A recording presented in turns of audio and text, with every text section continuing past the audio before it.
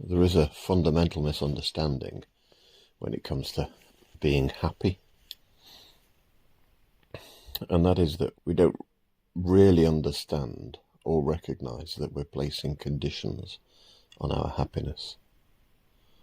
We often misunderstand pleasure in its simplest and some of its most nuanced forms as happiness. So when we do recognize that happiness itself cannot be conditioned, i.e. it cannot be the result of something that we do. It cannot be because of an experience.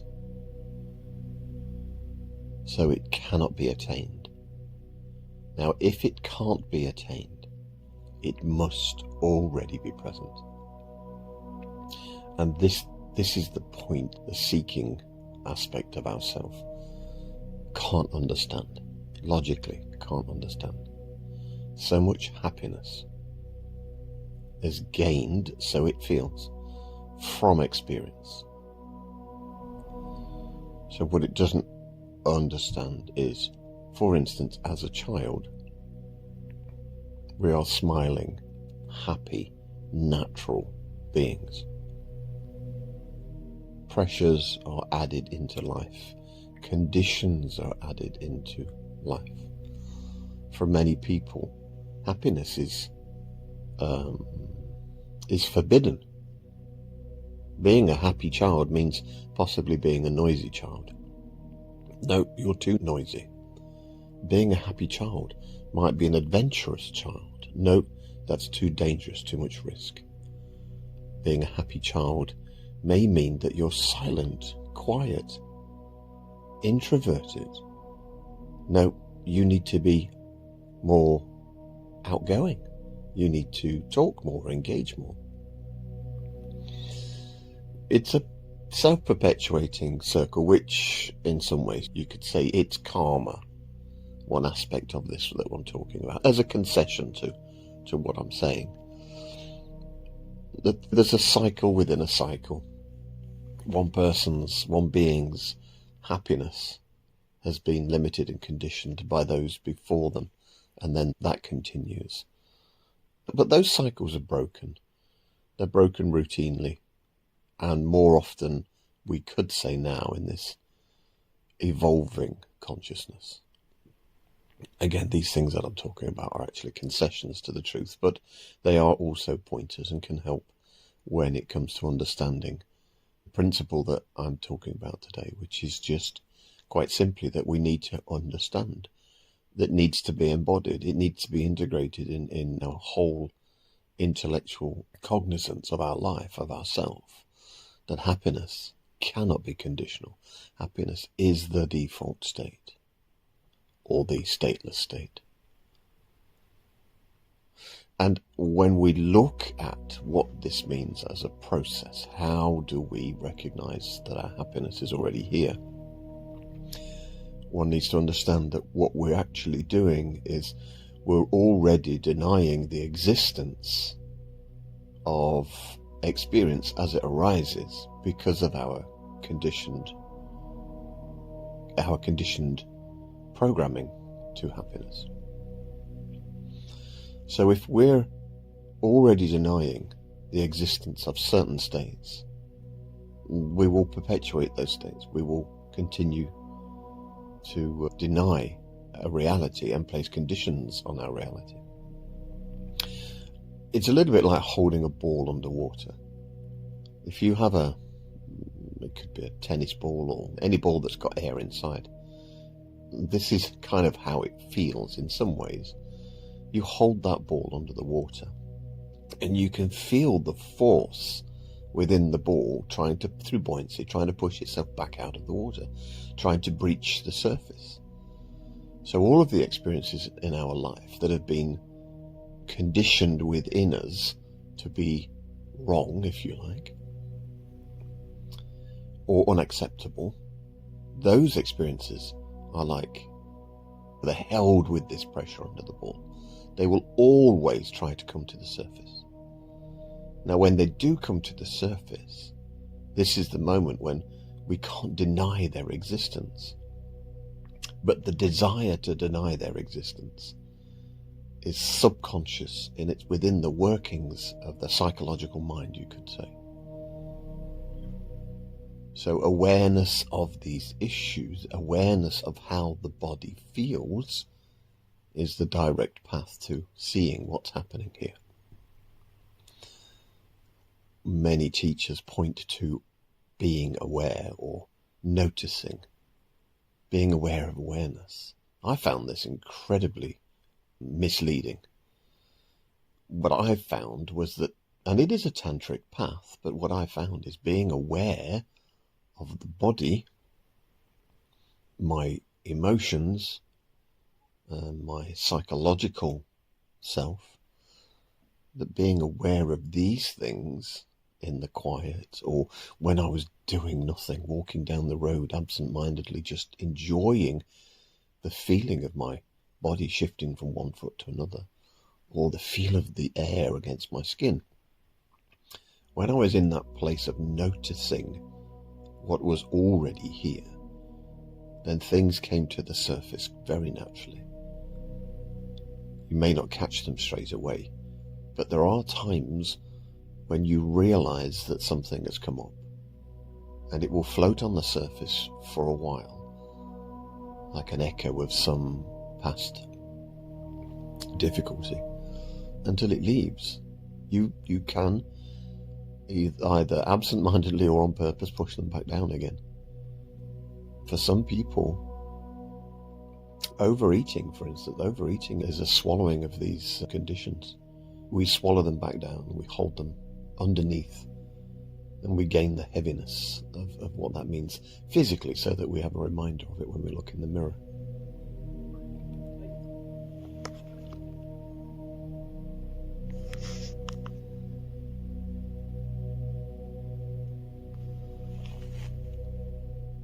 One thing that seems inevitable in reality is that the more we hold these things down, the more likely it is that they're going to all come up at some time together, or at least in a degree of strength or power that becomes either overwhelming or creates a crisis of some sort.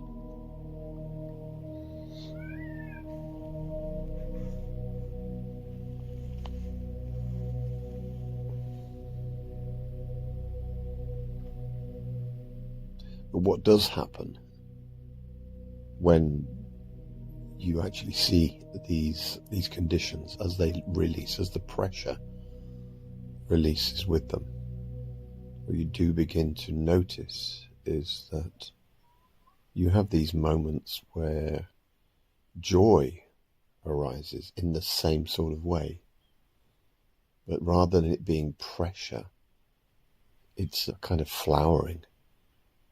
There's just this release of joy through the body. It can be very low. It can be local in the stomach. It can be through the chest and heart, or it can be many places. But there is this releasing.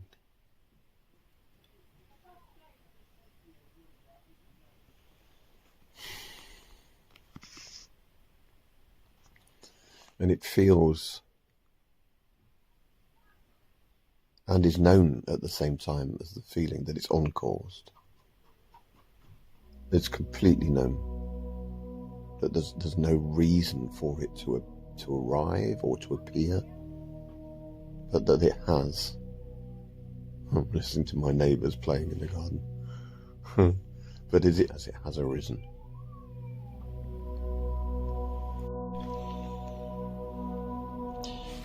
So these moments of release arise, or appear, should we say. So the release is of conditioning, the release is of the stored tension of a former rebuke, we could say, or a previous rebuke. And then, of course, the scalability of that rebuke is dependent on how we have experienced our lives and what we know is to be familiar or unfamiliar. So for me, I could say that I would class it as trauma. Many of my experiences of childhood of being happy became traumatic because I was noisy, expressive, and I was being heard and I was seen, and certain individuals at that time didn't want me to be heard or seen. It was part of their conditioning that a child that is heard and seen will be doing wrong or will be damaged. I know that the part of the family history that I'm aware of, particularly in the paternal side, meant that certain individuals within the family were routinely abused, physically and mentally abused, so that their very presence became a problem. Say at the mealtime, I know that my uncle, for instance, wasn't allowed to sit at the dinner table and eat with the family. He had to stand in the kitchen facing the garden and eat his food there. So that trauma, the abuse that he suffered, was the abuse that my father witnessed. And so my father's conditioning on happiness, for instance, was very much linked to that. His brother couldn't be seen, and for whatever reason, if he was seen and heard, that meant that he would be hit, he would be damaged, he would be locked in the coal shed, or he would be thrown out into the dog shed for the night. These kind of awful, harrowing kind of things. So the perverse logic, natural perverse logic for my father when he became a father, was that for me, his only son, there were very strong conditions which he had to apply to me out of a measure of security. So that in the beginning, I would imagine that emotionally it was, well, he has to be controlled so that he can exist in a way that I find safe for him. So that, for instance, my father doesn't come and beat him, or my father doesn't come and not love him. And then the way that I've understood it or unpacked it in my own psychological, emotional understanding, is that it came to a point when that just became natural. So for him then, he became the abuser. So if I was noisy, it then upset him. And so he only had one way of dealing with that, and that was to be violent, either physically or verbally. And of course, these are things that I'm not saying everybody struggles with, but there's always a level of conditioning that is unseen and misunderstood and is illogical. And in some way, it's all trauma. We could say that the very human existence is itself a traumatic one, on the basis that we are created, or we begin to experience life as the unlimited and as the unbound, infinite, eternal being that we are. We experience that life through the limitation of a localized form, being a baby, an infant, a young child, an adolescent, teenager, young adult, etc. But that process naturally requires conditions and boundaries. At least it appears in this current iteration of this simulation reality that we're in, whatever it is. It appears that right now those conditions are required. And arguably one could say God, in order to know itself, requires these boundaries and limitations to be placed upon itself. Otherwise nothing happens. There literally is no thing for something to have an experience which itself would be a thing.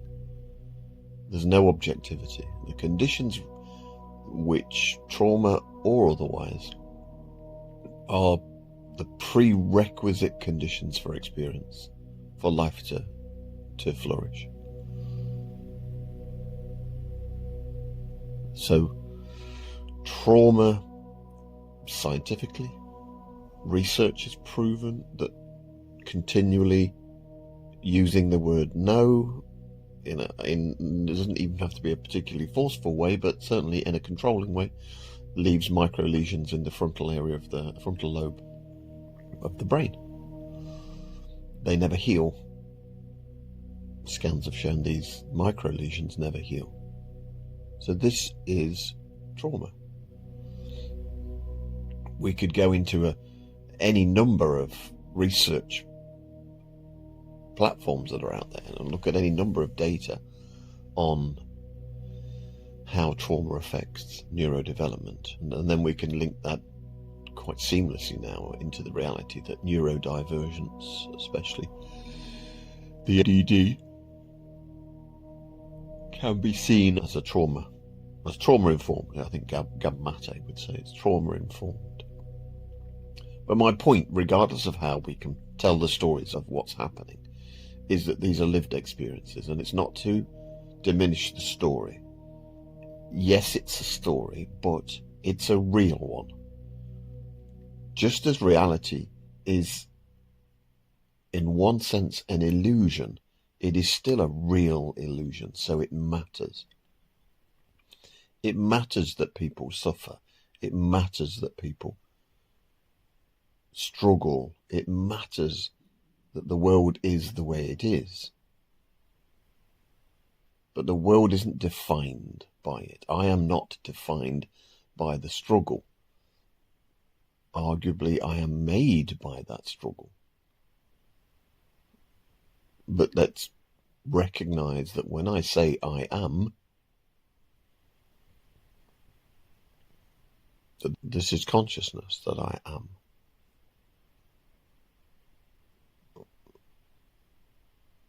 The name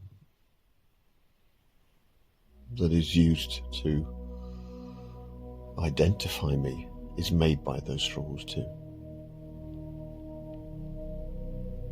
But the quality of pre-existing I amness, the already me-ness, the pre-sensory me, the me that doesn't require an experience, the me that doesn't require or need hearing, seeing, touching, smelling, tasting, that me isn't shaped by trauma.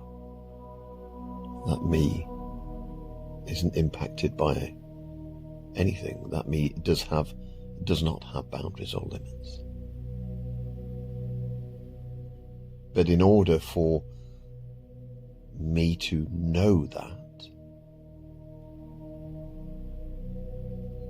life appears as it does, existence appears as it does.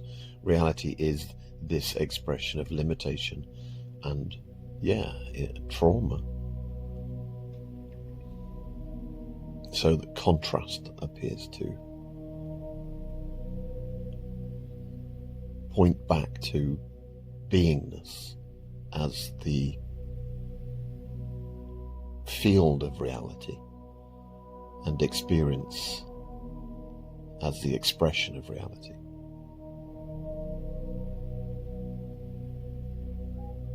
So beingness that doesn't require experience, that is all there is. This is all I'm talking about. But it is expressed through experience. These aren't separate things. I don't necessarily want to talk about Advaita, but these aren't two separate things. But the expression of reality feels as if it's separate from the field of reality, the beingness itself. And happiness is a release of those expressions. Happiness is beingness expressing as close to its natural form as it could be. Unconditional. It can't be truly unconditional. We can't truly feel unconditional happiness. because the expression of a body in a world is itself a condition and limitation. It's a concession to that reality anyway. So we can't truly feel unconditional happiness, but we are truly unconditional happiness expressing itself through a dynamic field, if we want to put it that way, of experience. And so the less limitation, the less compression and restriction, the less conditioning that we are comprised of, we could say, cloaked in, consciousness being cloaked in these conditions. As that cloaking, as we demask, as we decloak, for those Star Trek fans, then the experience becomes more of the natural beingness, unconditioned. So in some almost perverse way, we could say that the experience of happiness is actually the release of trauma, the release of conditioning. And that the more likely it is to experience joy, happiness in its natural form is totally dependent on releasing these conditions. It doesn't mean you have to release them all, that's one thing for sure. They don't all have to be gone. I mean, this is the path of purity. You must get rid of vasanas, you must do all these things. These things take time, and of course time is unreal. So if we're to be direct, this is it. These are the things, the conditions and traumas, the concessions, the contrast, all of those things are expressions of it. And knowing that I am this is not dependent on any of these things I'm talking about. Again, these are concessions, but they do allow portals, if you like.